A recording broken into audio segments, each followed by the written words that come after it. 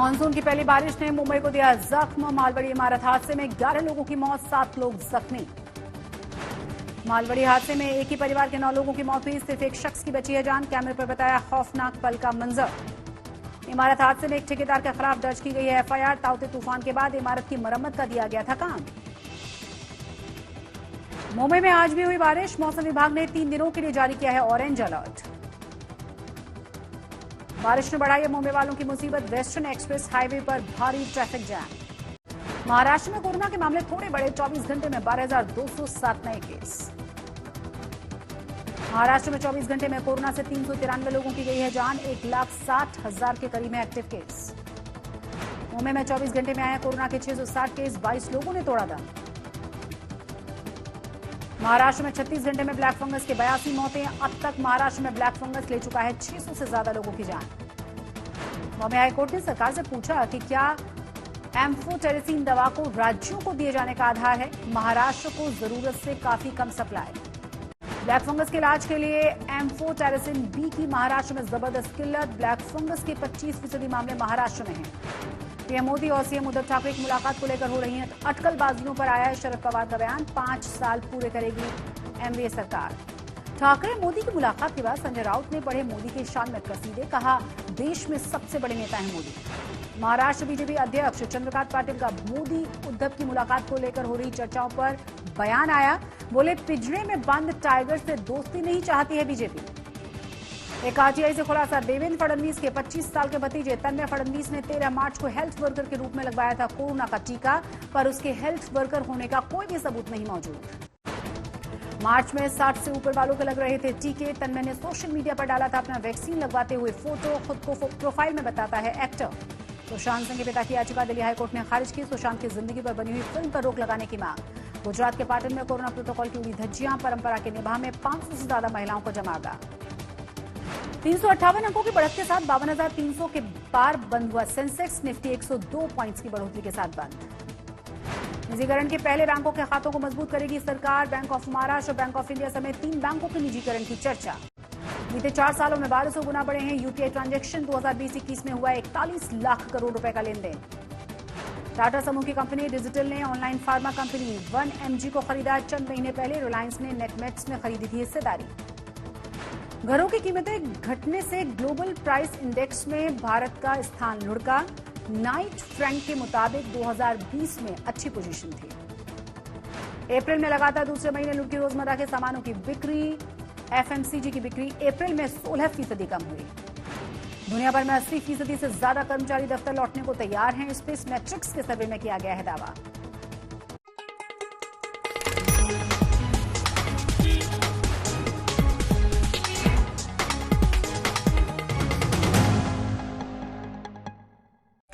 नमस्कार, आप देख रहे हैं मुंबई मेट्रो और आपके साथ मैं हूं शशि तुषार शर्मा। मुंबई मेट्रो की शुरुआत कर रहे हैं इस वक्त की बड़ी और अहम खबर के साथ। जानकारी मिल रही है दहिसर से। जानकारी ये है कि वहां पर 3 मकान ढह गए हैं। मुंबई के शिवाजी नगर की यह घटना है। दहिसर के लोखंडी चौल में यह हादसा हुआ है। 3 मकान ढहने की खबर मिल रही है। जानकारी ये है कि मकान ढहने से एक शख्स की यहां जान चली गई है। तो इस वक्त की बड़ी और अहम खबर, मुंबई के शिवाजी के दहिसर के लोखंडी चौल में हादसा हुआ है। 3 मकानों के ढहने की वजह से एक शख्स की जान चली गई है। राहत और बचाव का काम लगातार जारी है। हालांकि जानकारी मिल रही है कि जो दबे हुए लोग थे उन्हें बाहर निकाल लिया गया है। तो राहत और बचाव का काम जारी है और आपको बता दें कि इस हादसे में एक शख्स की जान चली गई है। वहीं आज सुबह की बात करें तो मुंबई में जो पहली बारिश हुई है वो आज सुबह भी कहर लेकर आई। मलवानी में एक बड़ा हादसा हुआ जिसमें 11 लोगों की जान गई है और सबसे खौफनाक बात यह है कि एक ही परिवार के 9 लोगों की जान इस हादसे में गई है। इस रिपोर्ट को देखिए आप।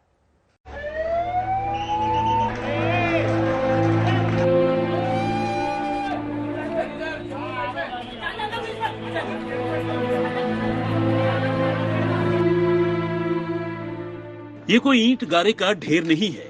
यहाँ ढहा है आशियाना जिसमें अपने रहते थे। मेरा भी पूरा घर टूट गया है। अब मैं चाहती हूँ कि मेरा रूम बना के आप लोग दे दो, बस हो गया, मुझे और कुछ नहीं चाहिए। ये सिर्फ 4 मंजिला इमारत नहीं थी, यहाँ बसती थी जिंदगियां जो अब खामोश हो गई हैं। हमारे 9 लोग जो थे वो खत्म हुए हैं। कोई नहीं बचा। कोई नहीं बचा है।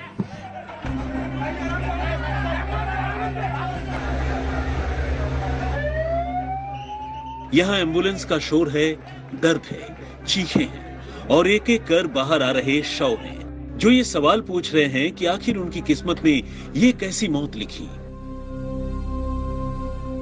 सवाल परिवार के भी हैं कि आखिर कौन है जिम्मेदार। आखिर क्यों हर बारिश में होता है माया नगरी का ऐसा हाल? क्यों देश का सबसे अमीर बीएमसी हो जाता है लाचार? बताओ आखिर कौन है गुनहगार? मेरा भी पूरा घर टूट गया है। अब मैं चाहती हूँ कि मेरा रूम बना के आप लोग दे दो, बस हो गया, मुझे और कुछ नहीं चाहिए। परिवार में कौन है? परिवार भी कोई चोट लगी? नहीं, मुझे खड़ी लगी है। मेरे बच्चे लोग ने दवा पानी कराए, मुझे लेके जाके इलाज कराए और जब मैं होश में आई तो मेरे बच्चे मुझे बोले कि अम्मी घर टूट गया है करके। तो जब मैं घर पे आई, घर देखी तो मुझे रोना आ गया, क्योंकि मेरा आदमी तो है ही नहीं, मैं एक बेवा हूँ और मेरे बच्चे बस 2। मेरे बच्चे लोग को भी काम धंधा नहीं है, क्योंकि कोरोना की वजह से काम धंधा है ही नहीं। मुआवजा मिल जाएगा, मरहम लगाने के लिए नेता आ जाएंगे, लेकिन नहीं मिलेगा रफीक को अपना परिवार जो इस हादसे का शिकार हो गया। नहीं मिलेंगे वो मासूम बच्चे जिनके भविष्य के लिए न जाने कितने सपने संजोए गए होंगे। 1-2 नहीं बल्कि एक ही परिवार के 9 लोगों की जान गई है। दूध लेने गए, दूध लेने के लिए जब वापस आया तो घर गिर गया। बात सब धुआं मतलब मट्टी हुआ। सब लोग चिल्लाए, सब लोग दौड़े, जिसको जो हो सका वो हेल्प किया। सब फटाफट सबको फोन किए, सब लोग आए और हमारी वाइफ खत्म हुई, इंतकाल हुआ। मेरा भाई हुआ, भाई की औरत और 6 बच्चे। हमारे 9 लोग जो थे वो खत्म हुए हैं। कोई नहीं बचा। कोई नहीं बचा है। हम बचे हैं और एक लड़का बच्चा है मेरा। मुंबई के मलाड के मालवानी इलाके में एक शोर ने हड़कंप मचाया। जब एक शहर शांत होकर सोने की तैयारी कर रहा था, उस वक्त यहाँ चीखें सुनाई देने लगी और इस मलबे में एक के बाद एक 11 जिंदगियां दफन हो जाती हैं। ये हादसा 10-10:15 के बीच में हुआ। मैं जैसे ही घर पे गया, उसी के 10 मिनट जैसे सामान वामान रखा अपने घर पे, तो बाहर से 2 बच्चे लड़के, यंग करीब 20 या 22 साल का लड़का बाहर से चिल्ला रहा है, अरे भाई उतरो करके। तो मैंने जैसे देखा, मैं सोचा मेरे बच्चे का दोस्त है। जब मैं बाहर निकला तो बोला भाई जल्दी सब लोग उतरो। तो हम लोग कैसे भी करके उतरने का डर हिल रहा था। उसके जैसे उतरने से पहले गिर चुका था सामने वाला माला, तो उसमें मेरे बाजू का गिरा, बाजू के सामने वाला 2 घर और गिरा। आवाज इतनी तेज थी जैसे कोई विस्फोट हो गया। और अभी 3 बच्चों को भी निकाला है। 2-3 लेडीज को पहले आगे लेके गए वो लोग, लेकिन उसमें से एक लेडीज बहुत काफी सीरियस थी, इंजर्ड थी वो। आज सीएम उद्धव ठाकरे हादसे का जायजा लेने पहुंचे। एक के बाद एक नेताओं का तांता लगने लगा। जांच का भरोसा दिया गया, एक्शन की बात कही गई, लेकिन सवाल वही कि आखिर ये तो हर साल की कहानी है। ये पाप बीएमसी, कलेक्टर, पुलिस मिलके हुआ है, इसलिए इसके लिए जिम्मेदार जिस कलेक्टर लैंड है वो कलेक्टर, बीएमसी और पुलिस है। जो लीडर अभी अपनी जिम्मेदारी दूसरे के जिम्मेदारी थोप रहे, तो वो भी गलत है, क्योंकि ये क्या आज और कल नहीं बने। 15-20 साल लीडर है, हसदार बन के रहते हैं, तो उनकी भी जिम्मेदारी बनते। बाकी खुद को कुछ मिलाने के लिए उपोषण में बैठते। हादसा अब सियासत में तब्दील हो गया है। बीजेपी ने उद्धव सरकार को घेरना शुरू कर दिया है। ये मौत नहीं है, ये शिवसेना शासित मुंबई महानगर पालिका की लापरवाही है, उनकी ओर से की गई हत्या है। जब इस प्रकार के अवैध निर्माण हो रहे थे, आसमां को छूने वाली झोपड़पट्टियों में हाइट बढ़ाई जा रही थी, ऊंचाई आसमां को छूने जा रही थी, उस समय शिवसेना के मुंबई महानगर पालिका में सत्ता भोगने वाले नेता क्या कर रहे थे? आखिर मुंबई को हादसों का शहर बनाने के लिए कौन जिम्मेदार है? आखिर कैसे आसमान में आए बादल अपने साथ हादसों की दस्तक देते हैं? क्यों हादसा यहाँ हर गली कूचे में इंतजार करता है? विद्या के साथ सौरभ वक्तानिया, मुंबई आज तक।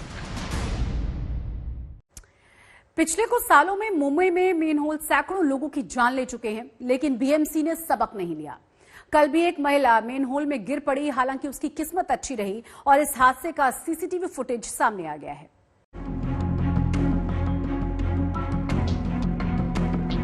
ये सीसीटीवी वीडियो मुंबई के भांडुप इलाके का है। बुधवार को मुंबई में पूरे दिन भारी बारिश हुई थी। ऐसी तेज बारिश में फुटपाथ पर चल रही एक महिला अचानक मैनहोल का कवर टूटने से नाले में गिर जाती है। महिला की किस्मत अच्छी थी कि नाला सिर्फ 3 फीट गहरा था, इसलिए जान बच गई।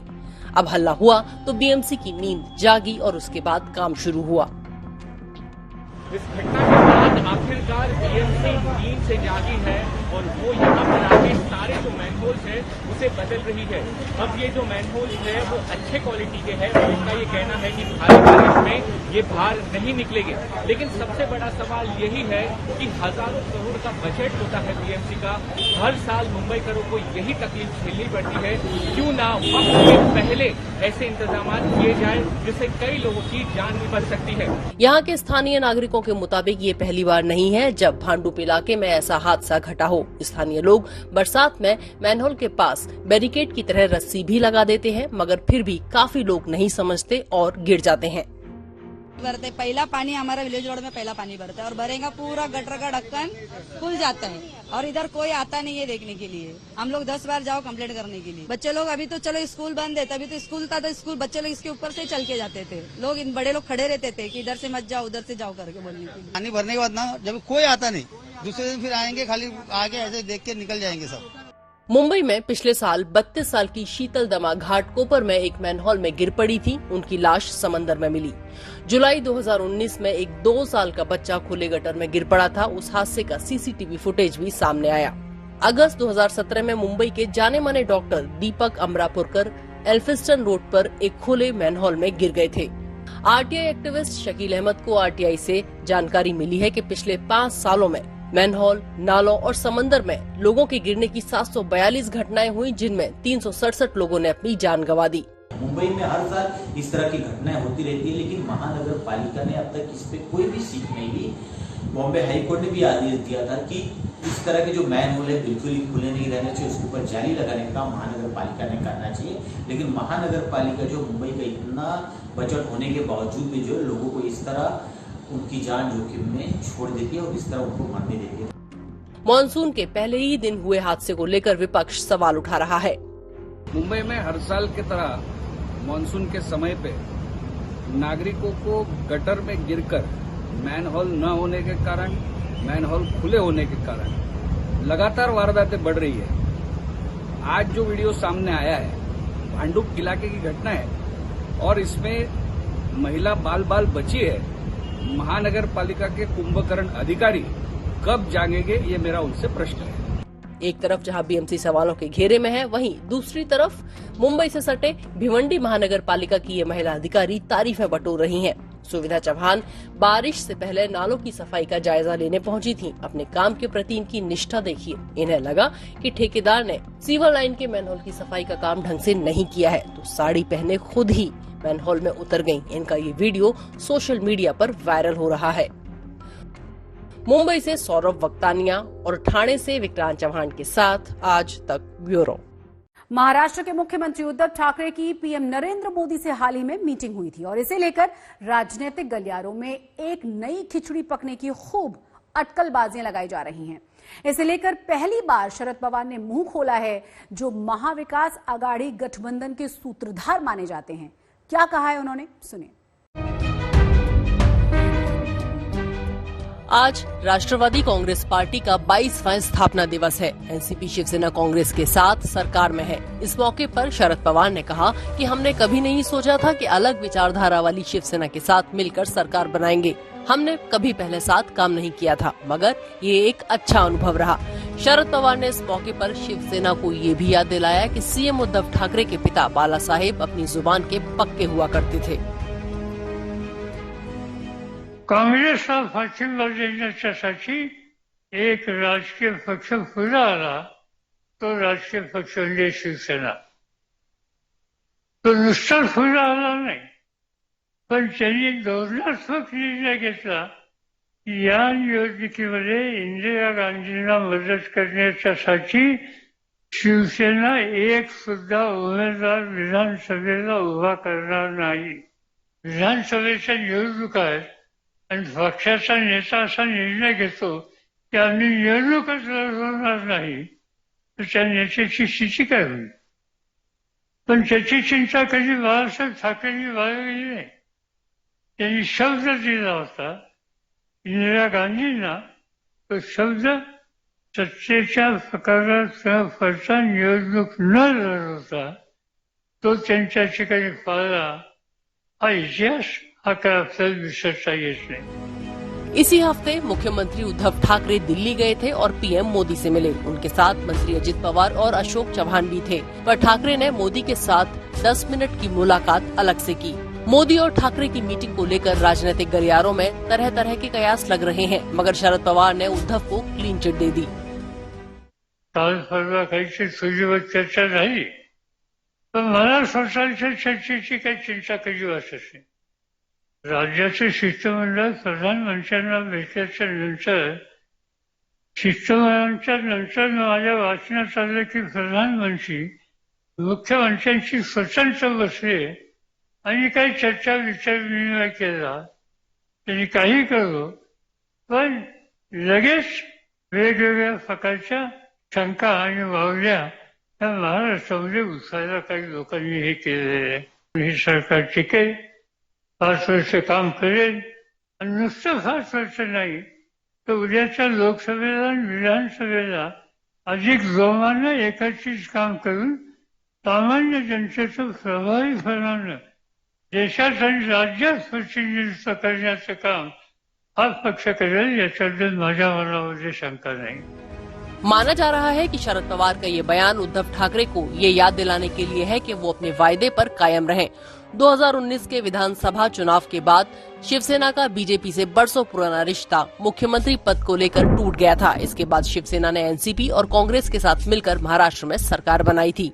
मुंबई से कमलेश सुतार के साथ आज तक ब्यूरो. जहां मोदी उद्धव की मुलाकात के बाद शरद पवार शिवसेना की वफादारी पर लगातार भरोसा जता रहे थे, वहीं संजय राउत के तेवर आज भी बदले हुए ही नजर आए. वो पीएम मोदी की शान में कसीदे पढ़ रहे थे. नासिक में संजय राउत ने कहा कि नरेंद्र मोदी देश और भारतीय जनता पार्टी के शीर्ष नेता हैं. इस बात से इनकार नहीं किया जा सकता. पिछले 7 सालों में भारतीय जनता पार्टी को जो सफलता मिली है वो सिर्फ और सिर्फ नरेंद्र मोदी की वजह से है. नरेंद्र मोदी हे भारतीय जनता पक्षाचे आणि देशाचे सगळ्यात मोठे नेते आहेत आणि गेल्या 7 वर्षात भारतीय जनता पक्षाला जे यश प्राप्त झालेलं आहे ते नरेंद्र मोदी यांच्या चेहऱ्यामुळेच प्राप्त झाले. हे नाकारता येणार नाही, ते स्वीकारले पाहिजे. पण शेवटी देशाचे नेते आहेत ते, पण ते ज्या पक्षातून पुढे गेलेले आहेत त्या पक्षाला वाटतं की प्रत्येक निवडणूक ही प्रधानमंत्र्यांच्या नावावर जिंकावी. अटल बिहारी वाजपेयी यांचा सुद्धा फोटो सर्वत्र वापरला जात होता.